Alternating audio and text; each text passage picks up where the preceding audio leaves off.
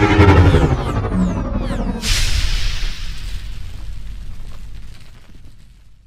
everybody, this is MarlinFan1995, and it's time for another Transformers 5 discussion, and today we have to talk about this new giant billboard that has been seen in New York near Times Square. So Transformers Last Night has a billboard up already, and the movie isn't even done filming yet. It's not coming out until next year, so it is crazy to see something this early. So there is a lot of stuff going on with this giant billboard. There is just so many pieces that you can examine on this, so we're going to go look at this, we're going to go examine this. Okay, so let's look at these images here. These are thanks to Gabriel Prime and Ben's World of Transformers. So let's look at first at the left side of this billboard that is kind of on its own. And toward the top, we have what could possibly end up being Cybertron. It kind of has that honeycomb look that we saw from Transformers Dark of the Moon, you know, when Cybertron was being transported to Earth. Now under that, what's possibly end up being Cybertron here, and that would actually end up going along with that rumored plot from Joe Blow movies that was released.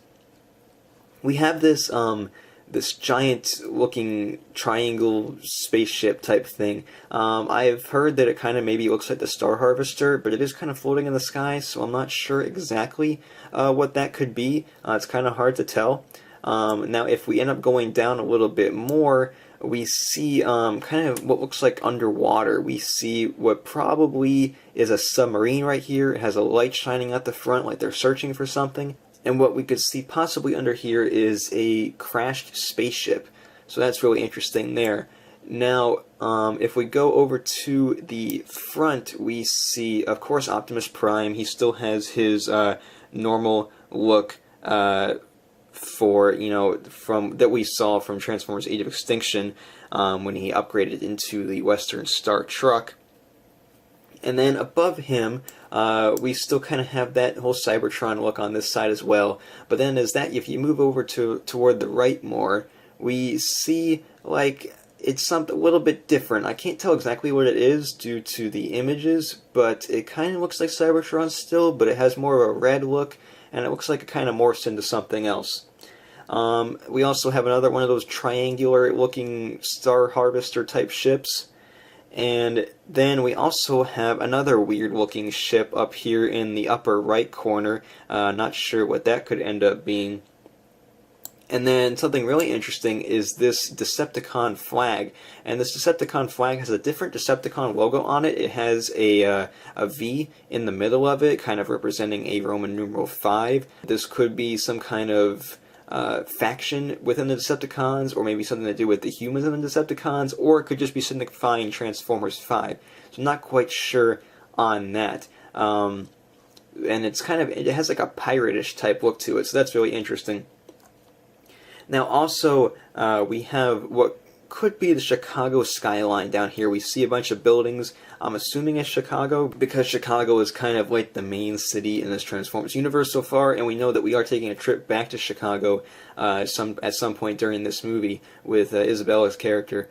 So, and also, if we move over toward the right here, this is the really interesting thing. We have a three-headed dragon. A lot of people have speculated this could be a Predacon, more specifically Predaking. It does look to have 3 heads rather than being 3 separate dragon-looking things.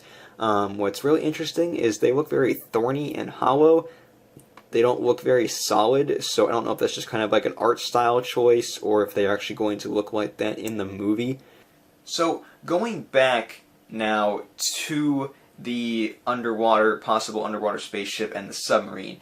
Mark Wahlberg and Josh Duhamel were just seen on set with that giant, that prop thing, the kind of like what we saw in Dark of the Moon, where it kind of, you know, it's like angled upwards, and that's what they used to do the building that was toppled over in Transformers 3. And it's kind of hard to tell. The pictures are very, very far away, but it does have something to do with water, and that is thanks to this website that captured these photos. They described it as, it's from the Atlantico Press, by the way, and they say that it was mostly filming involving their stunt doubles, and they were running down as what they describe as something that could be a partially submerged spaceship, so that goes along with this whole underwater spaceship thing.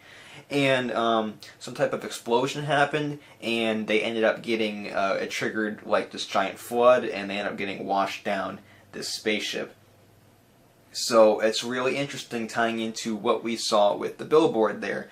Now, we also have a close-up shot thanks to VK.com/Transformers movie, and they posted this, and it shows Mark Wahlberg in a wetsuit, and he's getting that on and getting prepared for his shot.